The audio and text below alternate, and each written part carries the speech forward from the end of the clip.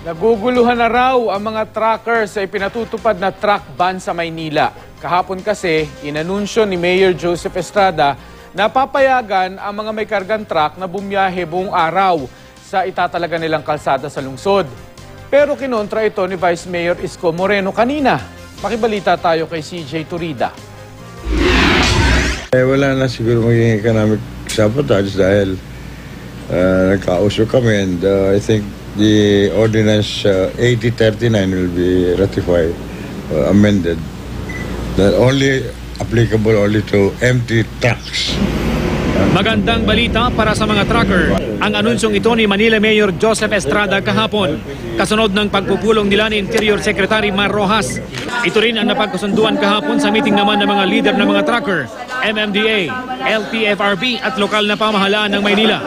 Base sa napagkasunduan, papayagan ng dumaan anumang oras ang mga loaded na truck o yung mga may kargang delivery sa mga itatalagang ruta sa Maynila mula Lunes hanggang Sabado. Pinalawig din ang oras kung kailan pwedeng bumiyahe ang mga truck na walang laman mula alas 10 ng umaga hanggang alas 5 ng hapon. Maglalaan din daw ng isang lane sa mga truck na bibiyahe sa may Rojas Boulevard. So kaya hindi masasabi na economic sabotage dahil pag yung mga truck, mga container na loaded na galing sa custom, tuloy-tuloy na eh. Free-flowing. Free-flowing. So the goods are not delayed.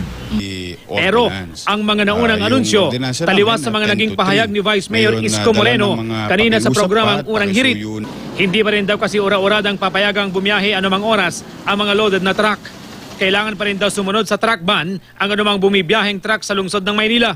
Dala ng mga pakiusap pa at pakisuyo ng ilan, pinayagan ni Pangulo na dagdagan ng 2 oras, kaya na rin nagkasundo pati na yung mga truckers na sila'y bumiyahe na. Kaya po pansamantala, susubukan ng 3 araw hanggang 2 linggo, mangarap na lang sila, maghanap sila ng kausap.